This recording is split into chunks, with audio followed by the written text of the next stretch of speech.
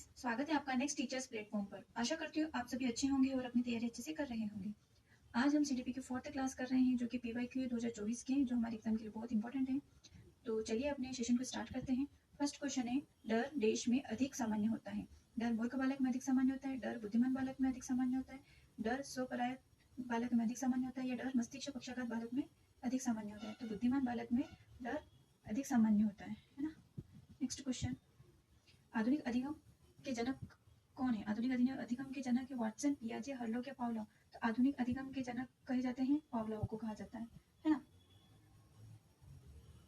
Pavlov की बात करते हैं तो पावलोव ने कुत्ते पर अध्ययन किया है ना। पहले वाटसन देख लेते हैं। वाटसन क्या है? वाटसन है व्यवहारवाद के जनक। वाटसन को किसका जनक कहा गया है? व्यवहारवाद का जनक कहा गया है। और 1913 में इन्होंने कोलंबिया विश्वविद्यालय में शोध किया था। ठीक है, इनकी कुछ इंपॉर्टेंट किताबें हैं जो देख लेते हैं।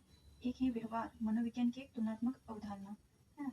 और दूसरी मनोविज्ञान, व्यवहार का एक दृष्टिकोण। तीसरी है व्यवहारवाद 1924, पूर्णतः व्यवहार पर आधारित। ये 3 किताबें महत्वपूर्ण है वाटसन की। और सर्वप्रथम व्यवहार शब्द का वर्णन वाटसन ने अपनी जो बुक है व्यवहार मनोविज्ञान की एक तुलनात्मक अवधारणा, इसी में किया है ना। व्यवहार शब्द का सर्वप्रथम वर्णन जेबी वाटसन ने किया है। और किसमें किया है? व्यवहार मनोविज्ञान की एक तुलनात्मक अवधारणा किताब में किया है। ठीक है, जीन पियाजे की बात करते हैं। जीन पियाजे संज्ञानात्मक विकास का सिद्धांत दिया है। इन्होंने बालक की विकास की अवस्था 4 बताई है। पहली है संवेदीपेशीय अवस्था 0 से 2 वर्ष, दूसरी है पूर्व संज्ञानात्मक अवस्था 2 से 7 वर्ष, तीसरी है मूर्त संज्ञानात्मक अवस्था 7 से 11 वर्ष, और चौथी है औपचारिक संज्ञानात्मक अवस्था 11 से 15 वर्ष, है ना। पावलोव की बात करते हैं। पावलोव ने क्लासिकल कंडीशनिंग का सिद्धांत दिया है। इन्होंने कुत्ते पर प्रयोग किया था। और इसके बारे में हम बात कर लेते हैं। पावलोव के संबंध में बात करते हैं तो पावलोव ने कुत्ते पर किया है। और उनके क्रम को भी हम देख लेते हैं, है ना। शास्त्रीय अनुबंधन का सिद्धांत जिसे कहते हैं। और इसके और भी नाम है, जैसे अनुकूलित अनुक्रिया का सिद्धांत, है ना, परंपरागत अनुबंधन का सिद्धांत। ठीक है, ये जो पावलोव है ये रूसी वैज्ञानिक है ना। और इनको अनुबंधन का जनक कहा जाता है। इनको अनुबंधन का जनक कहा जाता है। 1904 में इनको नोबेल पुरस्कार भी मिला है। 1904 में इनको नोबेल पुरस्कार भी मिला है ना। नोबेल पुरस्कार भी मिला है 1904 में। इन्होंने कहा है कि जीवित प्राणी का आचरण यांत्रिक या मशीनी होता है ना। इन्होंने उद्दीपक लिया था भोजन, और अनुक्रिया क्या हुई? लार, है ना। कुत्ते को भोजन दिखाने पर स्वाभाविक लार आती है ना। तो स्वाभाविक उद्दीपन क्या हो गया? भोजन। और स्वाभाविक अनुक्रिया हो गई लार, है ना। स्वाभाविक उद्दीपक कह लो, वास्तविक उद्दीपक कह लो, अनानुबंधित उद्दीपक कह लो, क्या हो गया? भोजन। और स्वाभाविक अनुक्रिया, प्राकृतिक अनुक्रिया, अनानुबंधित अनुक्रिया लार हो गई। ठीक, और अनकंडीशनल जो होगा वो होगा घंटी, है ना। एक क्वेश्चन पूछा जाता है, बहुत इंपॉर्टेंट है।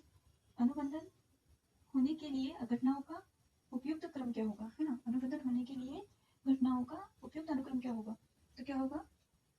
CS, UCS और UCR। मतलब CS मतलब होता है घंटी, अस्वाभाविक उद्दीपक, है ना। UCS मतलब भोजन, स्वाभाविक उद्दीपक, अनकंडीशनल, है ना। और UCR मतलब लार, स्वाभाविक अनुक्रिया। ठीक है, ये क्रम हो जाएगा। ये क्वेश्चंस आते हैं, है ना, क्रम में। ये या तो ऐसा आ जाएगा CS, UCS, UCR, ये आ जाएगा घंटी, भोजन, लार, ये आ जाएगा अस्वाभाविक उद्दीपक, स्वाभाविक उद्दीपक, स्वाभाविक अनुक्रिया। ठीक है, नेक्स्ट क्वेश्चन, निम्नलिखित में कौन सा वंशानुक्रम का सही नियम नहीं है? वंशानुक्रम की बात आती है तो समानता का नियम, भिन्नता का नियम, अर्जित गुणों का हस्तांतरण या परिणाम का नियम। तो परिणाम का नियम वंशानुक्रम का नियम नहीं है ना। इसके और नियम है वंशानुक्रम के, जो हम देख लेते हैं। समानता का नियम देख लिया, जिसमें क्या होता है कि जैसे माता पिता होते हैं ना, वैसे ही संतान होती है, उनकी संतान होती है। बुद्धिमान माता पिता की बुद्धिमान संतान होगी, इस नियम में ये है। और विभिन्नता का नियम, जैसे माता पिता वैसे उससे भिन्न संतानें होंगी, है ना। और अर्जित गुणों का हस्तांतरण मतलब माता पिता के जो गुण होते हैं वो बच्चों में हस्तांतरित होते हैं, है ना। उसके बाद बीज कोश की निरंतर का सिद्धांत, है ना, जिसे सेल विज्ञान भी कहते हैं, है ना। इसके प्रतिपादक बीजमैन है, जो कि जर्मनी के हैं। इनका ये कहना है कि बीज कोश का कार्य केवल उत्पादक कोशों का निर्माण करना नहीं है। जो बीज कोश बालक को अपने माता पिता से मिलते हैं, उसे वह अगली पीढ़ी को हस्तांतरित कर देते हैं। इस प्रकार बीजकोश पीढ़ी दर पीढ़ी चलता रहता है ना। इस सिद्धांत के अनुसार शरीर का निर्माण करने वाला जन्म द्रव्य या बीज कोश कभी नष्ट नहीं होता, ये पीढ़ी दर पीढ़ी चलता रहता है ना। कौन सा? बीज कोश का सिद्धांत, ठीक है। और एक होता है अर्जित या उपार्जित गुणों के संचरण का सिद्धांत।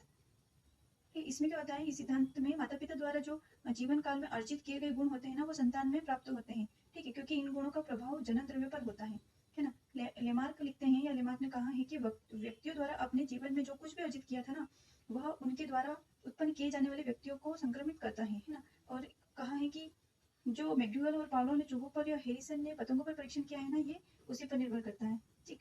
एक और है मेंडल का आनुवंशिकता का सिद्धांत। इसमें ग्रेगर जॉन मेंडल, जो कि आनुवंशिकता के जनक कहे जाते हैं, इन्होंने मटर के पौधे पर अपना एक्सपेरिमेंट किया था, है ना। उन्होंने इस एक्सपेरिमेंट में पाया कि प्राणी व वस्तु अपने मौलिक या सामान्य रूप की ओर अग्रसर होते हैं, है ना। ठीक। और एक गाल्टन का जीव सांख्यिकी सिद्धांत है। इस सिद्धांत में इन्होंने कहा है कि बालक के जो गुण हस्तांतरण होते हैं ना, केवल माता पिता से न होकर पूर्वजों से भी होते हैं। गाल्टन का क्या कहना है कि माता पिता से तो होते होते उसके अलावा उनके जो पूर्वज होते हैं उनके भी गुण हस्तांतरित होते हैं, ठीक। Next question. देश का क्षेत्र उन तरीकों से संबंधित है जिसमें लोग भाषा को उत्पन्न करने और समझने के लिए अपनी भाषा योग्यता का उपयोग करते हैं। मनोलैंगिक भाषा विज्ञान, सामाजिक गतिशील भाषा विज्ञान, सामुदायिक भाषा विज्ञान या मनोभाषा विज्ञान। हमारा आंसर होगा मनोभाषा विज्ञान, ठीक है। Next question. निम्नलिखित में कौन सा अपने निर्देशित डोमेन से सही मिला हुआ है? क्या आप अपने विद्यार्थियों को गणित में उनकी उपलब्धि के आधार पर समूहबद्ध कर सकते हैं?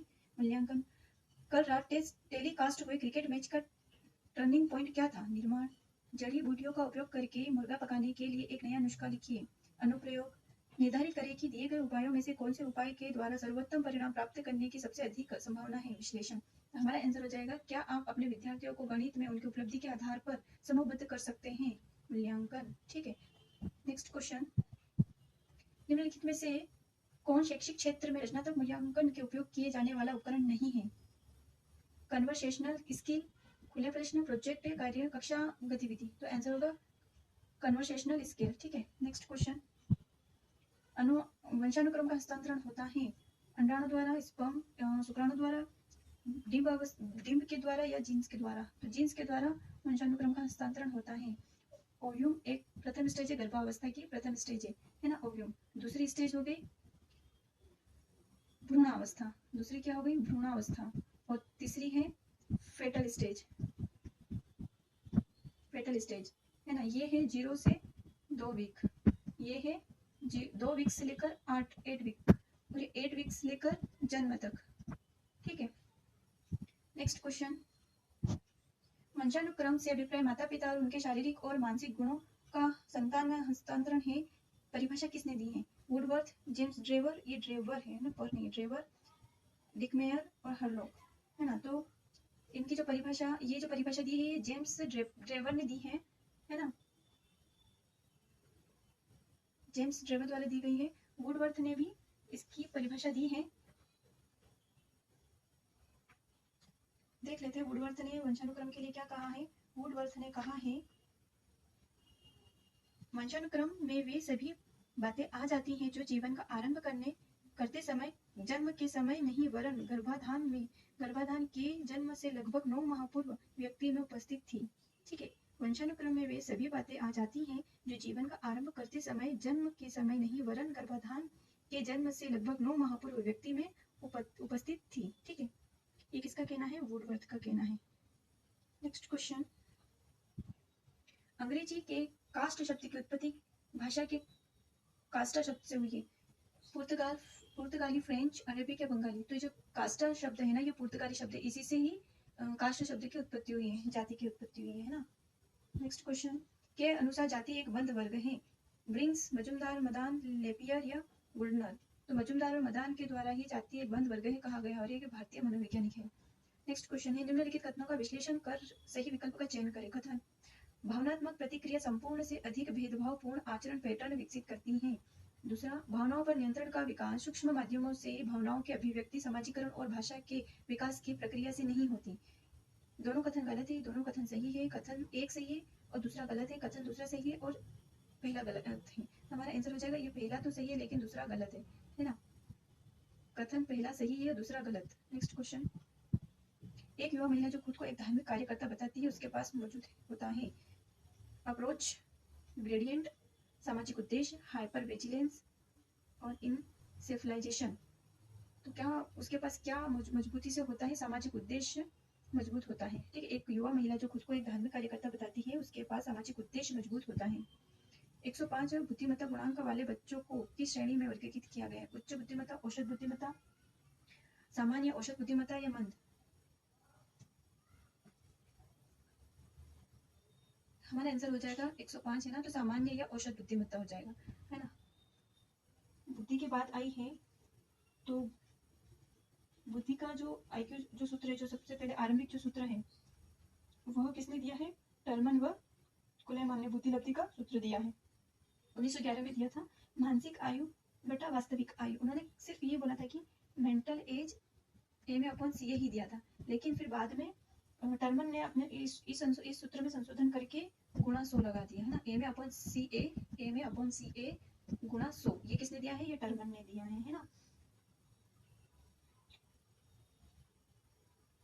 सामान्य औसत बुद्धि 90 से 109 तक होती है, जिसमें ये आता है 90 से लेकर 109 तक में जो भी बच्चे हैं ये सामान्य औसत बुद्धि वाले हैं। इससे ऊपर हाईएस्ट 140 प्लस जो होगा वो प्रतिभाशाली होगा, ठीक है। और बुद्धि का मापन सर्वप्रथम अल्फ्रेड बीने ने ही किया था, इसलिए बुद्धि का जनक, बुद्धि परीक्षण का जनक अल्फ्रेड बीने को ही माना जाता है ना। और बीने के बाद जो बीने का जो काल कहा जाता है वो 1905 से 1911 का काल है ना। बीने ने जो अपना परीक्षण किए हैं 1905 से 1911 में ही किए हैं, ठीक है। बीने ने जो अपना बुद्धि परीक्षण किया था सबसे पहले 1905 में किया था, ठीक है। और उनकी जो भाषा थी वो फ्रेंच भाषा थी, है ना। फिर उन्होंने संशोधन किया था 1908 में, फिर दूसरा संशोधन 1911 में किया था, ठीक।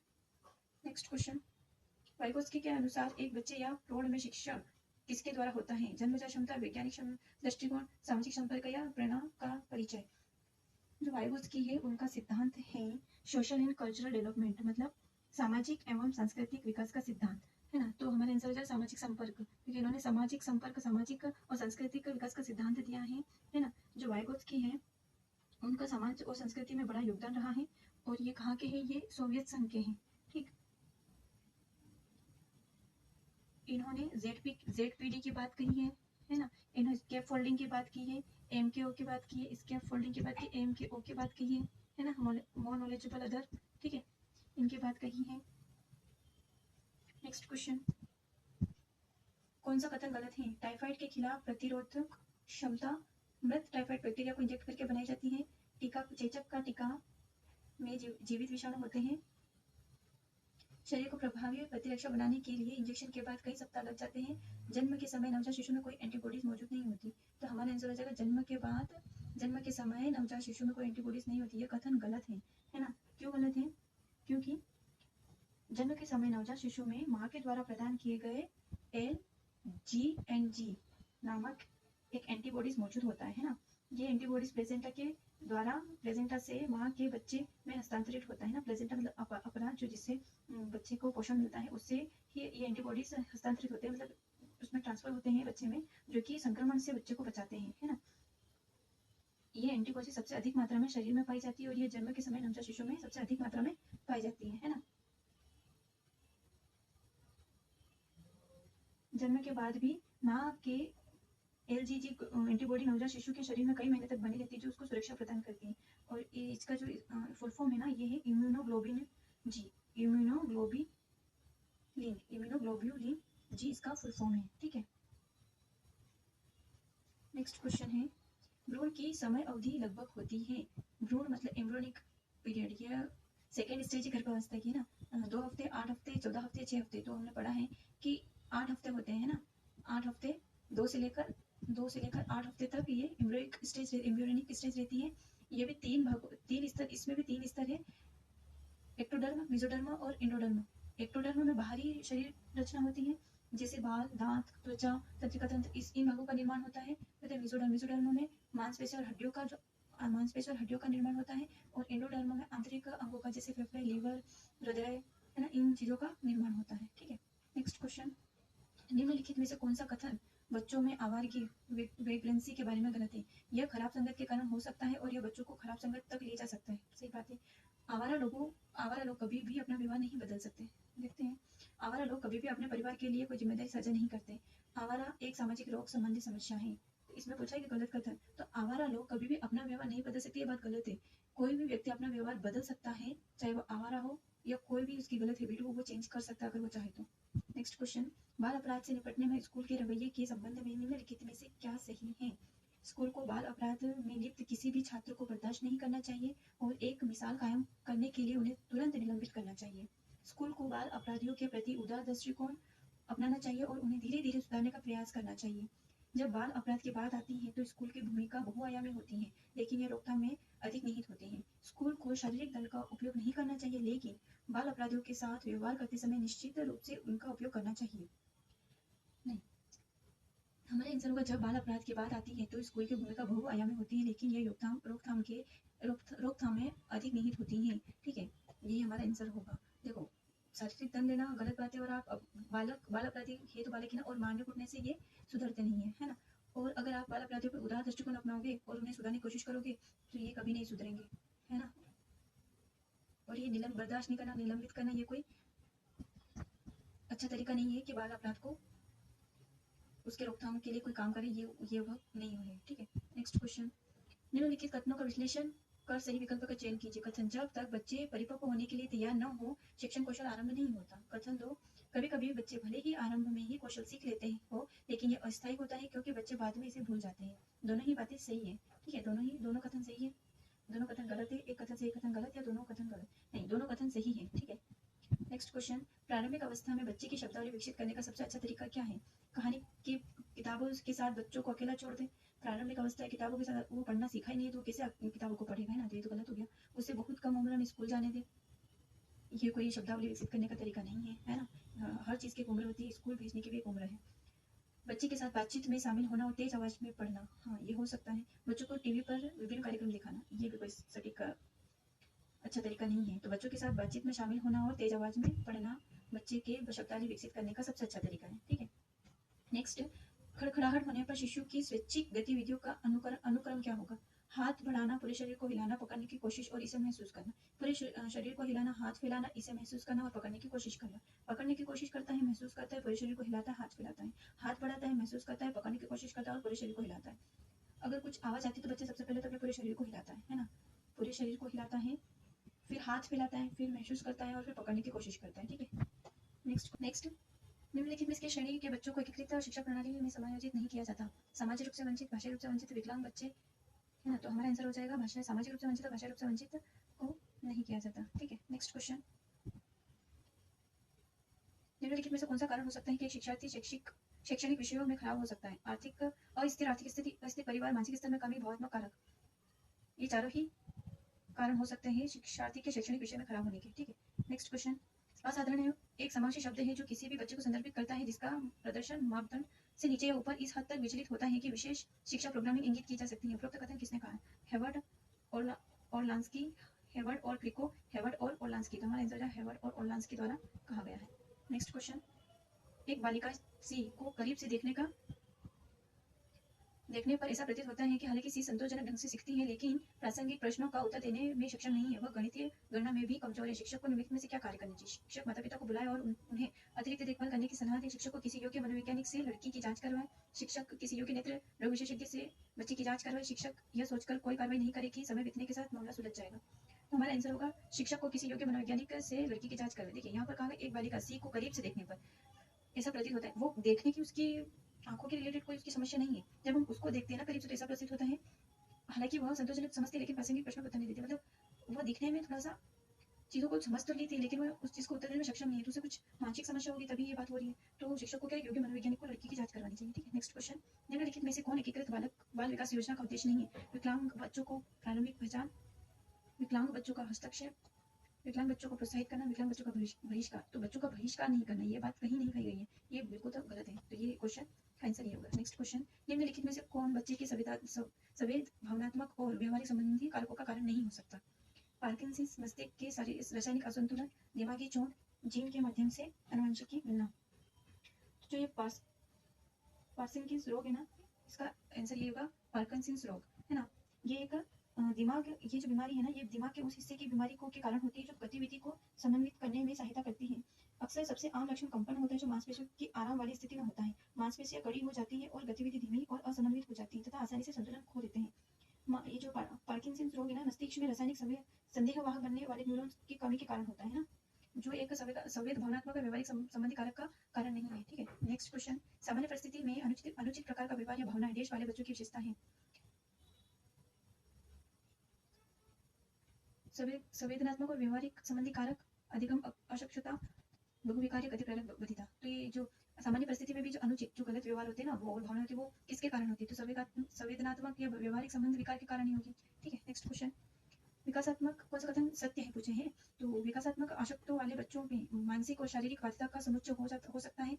बधिर एवं अंधापन बहुबाधिता का एक सामान्य रूप से पहचाना जाने वाला समुच्चय है। ये दोनों ही बातें सत्य है। ठीक है, नेक्स्ट क्वेश्चन, एक रचनात्मक शिक्षार्थी वह है जो अत्यधिक बुद्धिमान है, कक्षा में अत्यधिक अंक स्कोर करता है, कुछ ही समय में सबसे जटिल उत्तर सीखने वाला, पार्श्व सोच और समस्या को हल करने में अच्छा। तो रचनात्मक सोच वाला बच्चा ये होता है ना, पार्श्व सोच और समस्या को हल करने में अच्छा। ठीक है, ठीक है दोस्तों, तो हमारे 30 क्वेश्चन जो सीडीपी के महत्वपूर्ण से जो प्रीवियस ईयर क्वेश्चन थे, इनको हमने अच्छे से सोल्व किया और इनसे रिलेटेड कुछ और फैक्ट भी समझे हैं। आई होप आपको समझ में आया होगा। ठीक है, तो चलिए कल फिर मिलते हैं नेक्स्ट सेशन में। जय हिंद।